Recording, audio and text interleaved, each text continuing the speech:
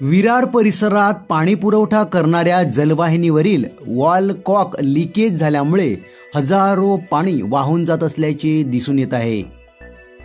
विरार रस्त्यावरील कुंभारपाडा येथे शनिवारी जलवाहिनीवरील वॉल कॉक लिकेज झाल्यामुळे मोठ्या प्रमाणात जलवाहिनीतून वाहून जाणारे पाणी बाहेर पडून वाया जात आहे।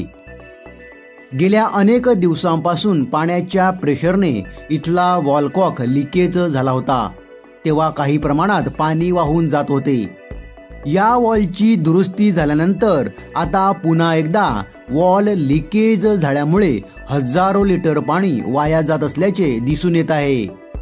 महानगरपालिकेच्या पाणी पुरवठा विभागाने या वॉलकडे त्वरित लक्ष देऊन वॉल दुरुस्ती करणे गरजेचे आहे।